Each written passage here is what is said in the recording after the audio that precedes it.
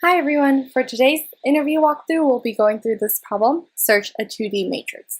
So this problem asks you to write an efficient algorithm that searches for a value in an m by n matrix.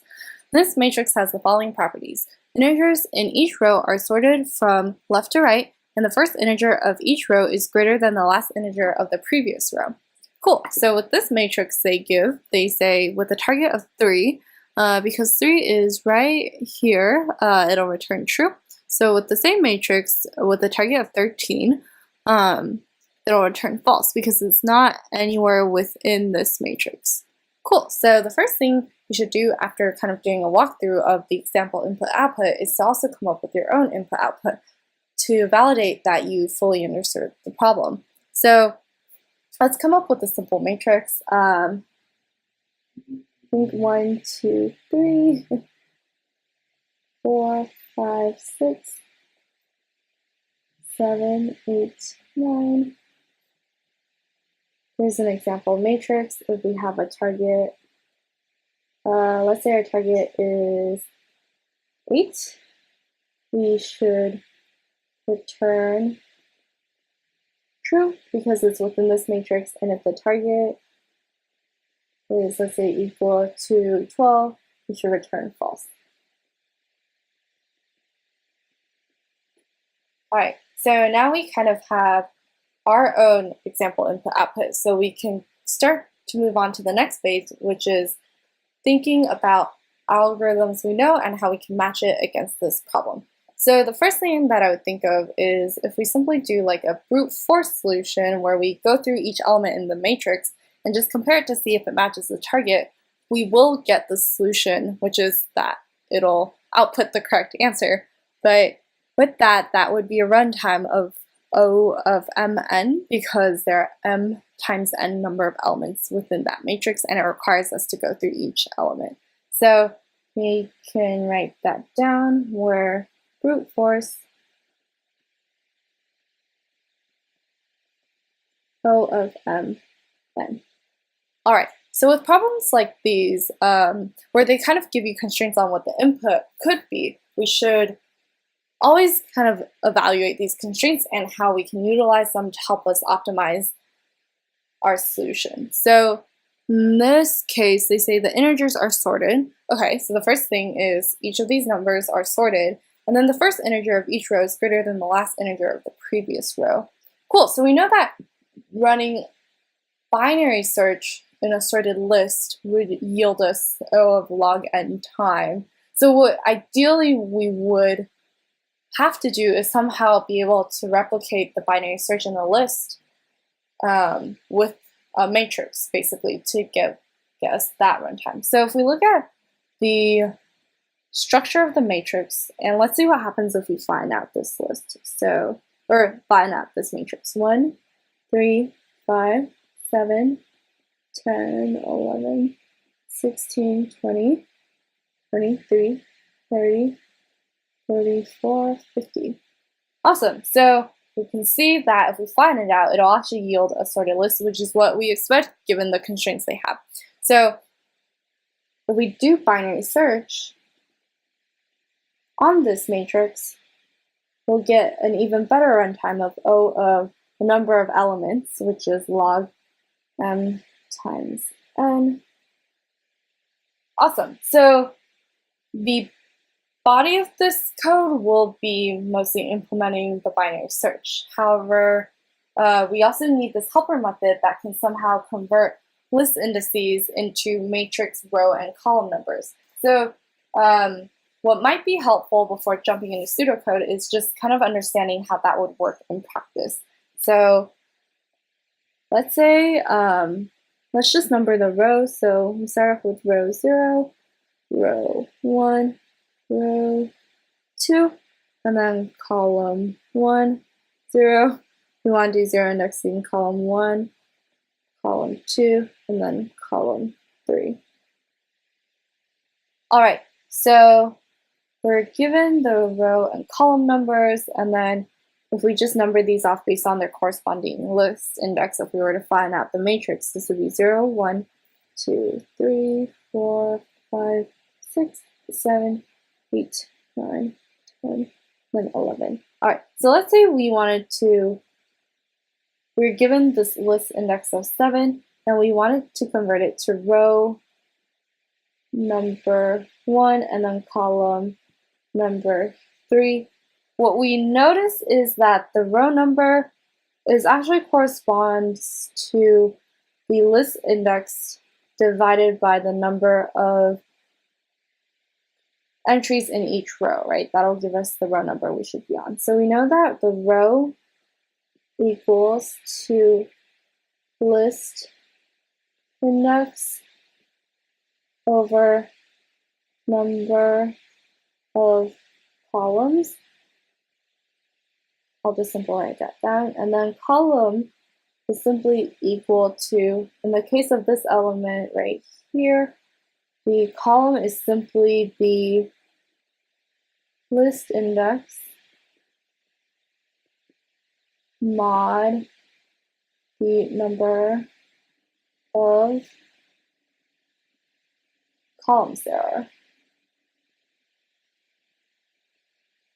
All right, so now we have this mapped out. So now we kind of have to go about writing the pseudocode for the binary search we're about to run, modified with help of this helper method. So all right, so let's proceed and do the pseudocode. So pseudocode, let's see, what we first need to do is we can, well, I guess the first thing to do is we can do like error checking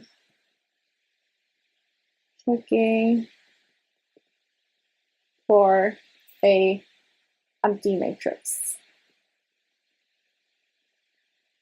All right, so if we have an empty matrix, we always want to return false, because if it's empty, the target will not be in there. So next thing to do is we kind of have to go through the setup of doing binary search. So there are a few different ways of doing binary search. I think I'm going to try and do the two-pointer approach to binary search, where you have a start index and you have an end index, which signifies kind of the segment in the list that you know the target element might be in, and it starts off with the start index as the start of the list and the end index as the end of the list. So in this case, start index is equal to 0, and then end index equals to the matrix size.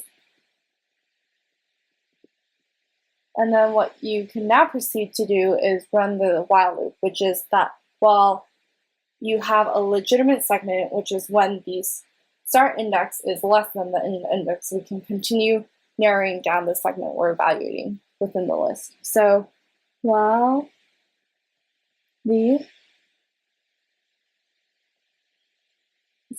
end index is greater than the start index, we can do a series of checks to determine which value to update. So the first thing we need to do is we need to grab the middle index, which is equal to the start index plus end index. And we have to make sure we do the right division. And then we get the middle element. And we need to get, what we need to do to get the middle element is you have to utilize some helper function to convert this middle list index into some kind of translated matrix index. So we'll kind of tackle that later. Let's say we have the middle element. If the middle element is, let's say, greater than the target, so what does that mean? If the middle element we're looking at is bigger than the target, what that means we need to do is we need to move the start index. So we kind of want to look at everything to the right of the middle index. So if the middle element is, oh shoot, if it's larger than the target. If the middle index is larger than the target, what that actually means is we need to look at the left side. Sorry, that was kind of trippy, but we want to move the end index to the middle index.